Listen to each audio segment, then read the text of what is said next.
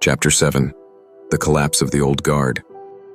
For as long as America had existed, its people had been taught to trust in institutions. The government, the banks, the corporate employers, these were the pillars of society, the structures that provided stability, security, and opportunity. From childhood, Americans were conditioned to believe that success lay in the hands of these institutions. Get a job with a good company, invest in a retirement plan, trust the economy to grow, trust the government to protect, trust the system to work in their favor. But by 2025, that trust had been shattered. The economic elite had always profited from instability, using recessions, political crises, and social unrest to their advantage. When markets crashed, they bought low. When the government faltered, they stepped in, not to help, but to take control. It was a system of manufactured chaos, designed to keep the working class dependent and the powerful in power. For decades, the old guard, corporate executives, career politicians, Wall Street elites, had played this game masterfully. But in their greed, they made one fatal mistake. They underestimated the people. The Great Unraveling. The unraveling of the old order did not happen overnight. It began as a slow erosion, a steady chipping away at the foundation of the American economy and social structure. The first cracks appeared in the job market. With automation and outsourcing eliminating traditional blue-collar jobs, millions found themselves without stable work. The promise of a college degree as a pathway to prosperity had proven to be a lie. Student debt skyrocketed while wages remained stagnant. Public sector jobs, once seen as a last bastion of security, were gutted in mass layoffs as the government ceded its responsibilities to private corporations. Then came the collapse of essential services. Healthcare, already inaccessible for many, became entirely privatized, with even basic medical care carrying a price tag that most Americans couldn't afford. Education, once a public right, became a privilege reserved for the wealthy, as public schools crumbled under budget cuts and universities turned into exclusive institutions for the elite. Even the postal service, libraries, and local government offices were sold off, rebranded, or shut down. The final blow came with the financial system itself. Banks, bloated with wealth from decades of reckless speculation, began to tighten their grip on the economy. Mortgages, loans, and even basic banking services became tools of control. Those who couldn't keep up with the rising cost of living found themselves cut off, their homes foreclosed, their credit destroyed, their futures uncertain. The old guard had overplayed their hand. They had pushed too far too fast, and in doing so, they had forced the American people to wake up. The Great Awakening, the people's response. At first there was fear. With job security gone, essential services out of reach, and financial stability and impossibility, people felt trapped. The life they had been promised was disappearing before their eyes. Families were forced to make impossible choices: food or rent, medicine or heat. The old way of life was crumbling, and for a while it seemed as though the only option was to submit. But something extraordinary happened. Communities, left with no alternative, began to break free from the institutions that had enslaved them. In neighborhoods once divided by race, class, and political affiliation, people began to come together. They had no choice. Survival depended on it. Instead of relying on corporate supermarkets with inflated prices, people turned to urban farming and community gardens. Instead of trusting private banks, they formed cooperative financial networks. Instead of depending on crumbling public schools, they created their own education programs, teaching practical skills that actually mattered in this new reality. For the first time in generations, the people realized that they didn't need the old guard. They could build something better. The decline of corporate power. As communities became more self-sufficient, the grip of corporations weakened. Without workers willing to accept exploitative conditions, businesses floundered. Without customers dependent on their overpriced goods and services, profits plummeted. The resistance wasn't just political, it was economic. Boycotts against corrupt banks, tech companies, and pharmaceutical giants spread like wildfire. People refused to buy from corporations that had stripped their communities of jobs. Crowdfunding replaced venture capital as new businesses emerged, owned and operated by the workers themselves. The elites responded with desperation. They tried to reassert their dominance through intimidation, legal crackdowns, and propaganda campaigns warning of economic collapse if the people continued to abandon traditional markets. But their warnings fell on deaf ears. The people had already survived the worst. They had learned that they didn't need billionaires and CEOs to survive. the old guard was no longer in control. The birth of a new society. What emerged from the collapse of the old system was not chaos, as the elites had predicted. It was something else entirely. A parallel economy developed, one that was built on fairness rather than exploitation. Worker cooperatives replaced corporate chains. Small-scale, decentralized businesses thrived. Communities pooled resources to build housing, provide health care, and ensure that no one was left behind. Technology, once a tool of corporate surveillance and control, was repurposed for the people. Encrypted communication networks allowed activists to organize without fear of government oversight. Open-source software eliminated reliance on big tech monopolies. Decentralized digital currencies provided an alternative to the banks that had once held financial power over every American's life. The American people had found something that had been taken from them long ago: autonomy. The fight was not over. The collapse of the old guard did not mean the struggle had ended. The elites, though weakened, were still dangerous. They still held political influence, still controlled military forces, still owned the remnants of the financial system.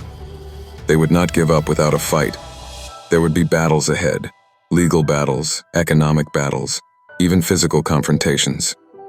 The ruling class would attempt to regain control by any means necessary, but they had already lost the most important battle, the battle for the people's minds. The American people had realized their power, and once that realization had taken root, there was no going back. The old guard had fallen. The question now was, what would come next? Chapter 8: A Shift Towards Self-Sufficiency. When the old guard collapsed, the immediate aftermath was one of uncertainty and chaos. Millions of Americans, once dependent on corporate jobs, government programs, and the structure of a consumer-driven economy, found themselves adrift in an unfamiliar landscape. The safety nets that had once provided stability, employment benefits, social security, accessible health care, had been dismantled or sold off to private interests. For the first time in generations, Americans had to confront a reality that their ancestors had once known well. Survival was not guaranteed. But where the ruling class saw despair, the people saw an opportunity.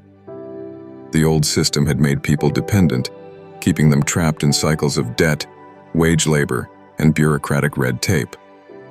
Now, without those chains, the first and most immediate adaptation came in the form of something far older than capitalism, older than politics itself: the principle of self-sufficiency. The rise of underground economies. As corporate monopolies and government services collapsed, underground economies flourished. Barter, once considered outdated in an age of digital transactions, made a rapid resurgence. People began exchanging goods and services directly: fresh produce for plumbing work, home repairs for medical treatment, childcare for transportation. In rural towns, farmers who once supplied chain grocery stores redirected their goods to local barter markets. In cities, skilled laborers, electricians, mechanics, carpenters, formed trade circles where they exchanged expertise without money changing hands. With trust in banks at an all-time low, decentralized financial systems took root.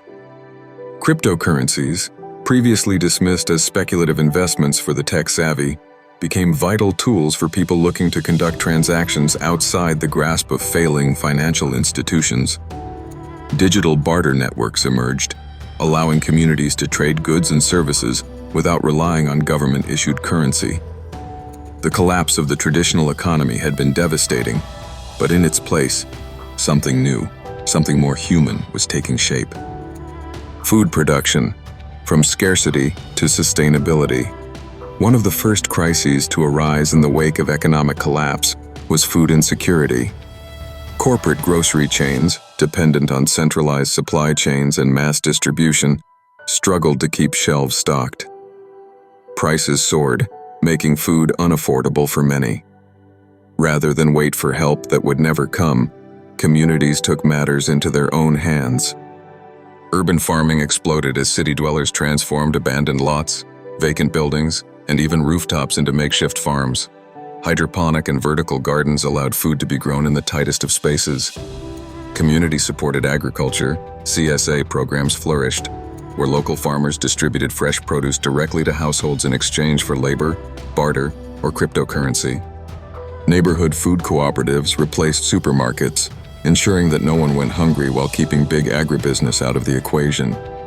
Groups of neighbors banded together to purchase livestock, share tools, and rotate farming duties. Those who had once spent their lives in office buildings now found themselves learning the ancient skills of growing food, preserving harvests, and foraging for edible plants. What had once been a convenience, knowing where one's next meal would come from, became a communal effort, a return to a way of life that was more sustainable, more equitable, and far removed from the profit-driven food industries of the past. The decentralization of healthcare. As the healthcare system collapsed under the weight of privatization, those who could not afford the exorbitant costs of medical care were left with no choice but to find alternatives. Doctors and nurses who had been forced out of hospitals, either through layoffs or moral opposition to the for-profit model, set up independent, community-based clinics. These makeshift facilities, often operating in abandoned buildings or mobile units, offered treatment to those who had nowhere else to go. Alternative medicine, once considered fringe, gained traction as people sought out holistic approaches to healthcare. Herbal medicine, acupuncture, and traditional healing practices re-emerged, not as luxuries, but as necessary tools for survival. Communities pooled resources to purchase essential medications, and underground distribution networks ensured that life-saving drugs were accessible to those in need, bypassing pharmaceutical conglomerates. Just as food production had returned to the hands of the people, so too did medicine. New skills for a new world. For many, adapting to this new reality meant unlearning the habits of corporate life. Those who had once spent their days in cubicles, following the rigid structure of corporate employment, found themselves in unfamiliar territory. They no longer had salaries, benefits, or predictable schedules. But with no other choice, they began learning new skills. Skills that had once been deemed unnecessary in a world of digital transactions and service-based economies. Former accountants became skilled at carpentry. Tech professionals turned to digital commerce, offering online services and independent consulting. Office workers, once entirely reliant on outside sources for food, now learned to garden, raise chickens, and preserve food for winter. The shift toward self-sufficiency was not just about survival, it was about reclaiming autonomy. No longer were people waiting for an employer to tell them what to do, or for a government agency to approve assistance. They were taking control of their own lives in ways that had not been possible under the old system. For the first time in generations, Americans were truly free. The return to community. Perhaps the most profound change was not in the way people worked, traded, or ate, but in the way they related to one another. The old system had encouraged individualism at the expense of collective well-being. People had been taught to compete rather than cooperate, to prioritize personal success over communal prosperity. But as they adapted to self-sufficiency, they realized something important. Survival was not a solitary pursuit. Neighbors who had barely spoken before now worked together to secure food, water, and shelter. Families that had once been scattered across states and countries came back together, pooling resources and skills. Communities, long divided by political and social differences, found common ground in the simple act of survival. The shift toward self-sufficiency was more than just an economic transformation, it was a social revolution. For the first time in decades, people understood that the strength of a society was not measured by its stock market, its GDP, or its corporate success, but by the way its people took care of one another. The road ahead. The old world was gone, and in its place, something new was being built.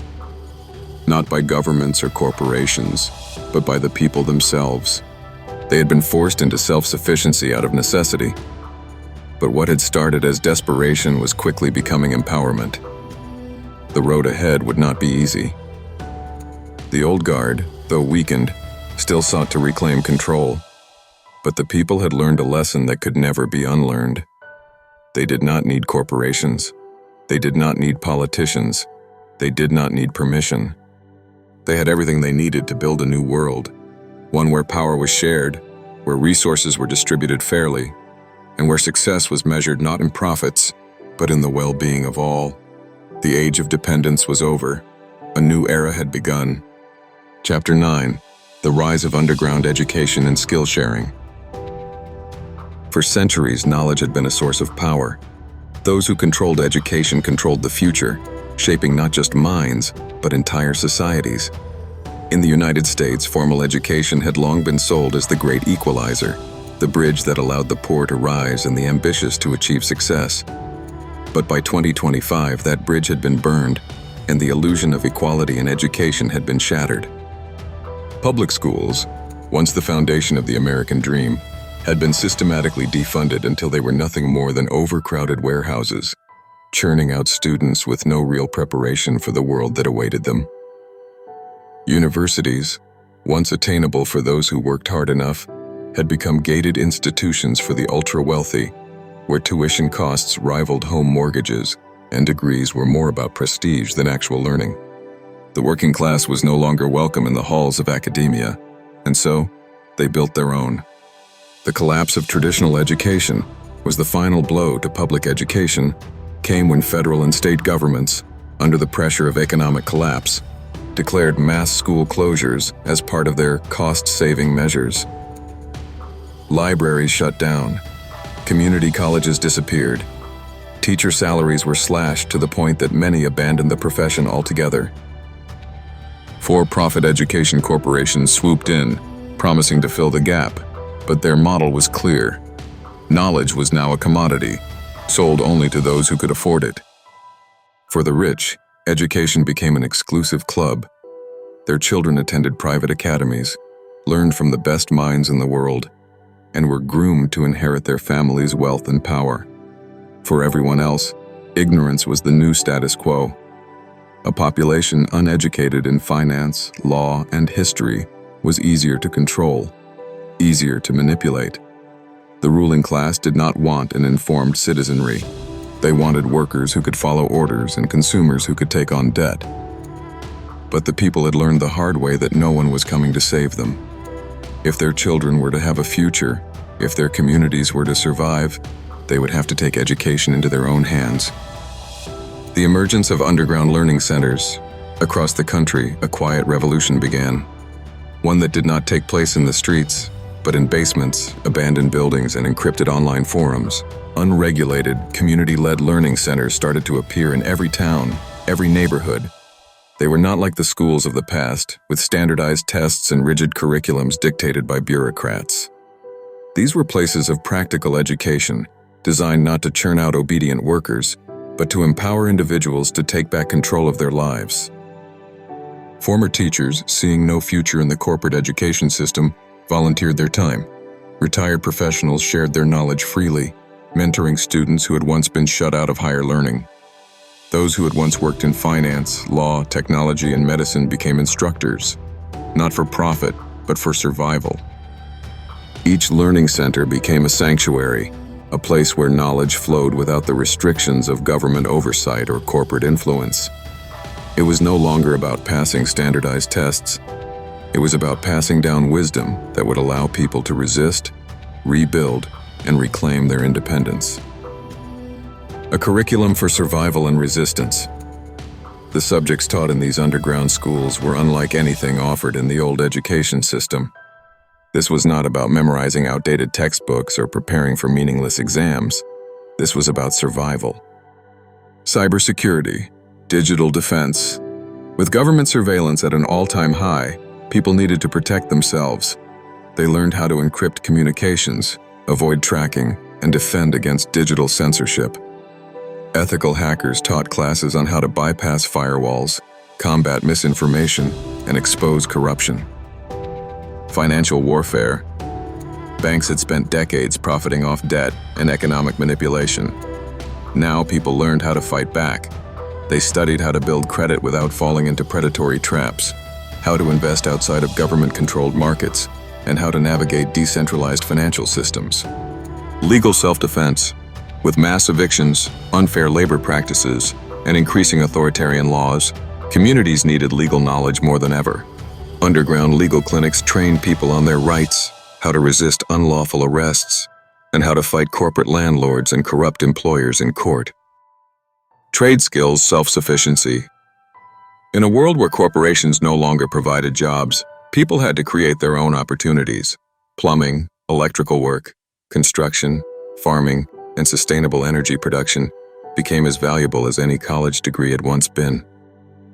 Medical training. With the privatization of healthcare pushing treatment out of reach for most, underground medical schools trained citizens in basic and emergency medicine.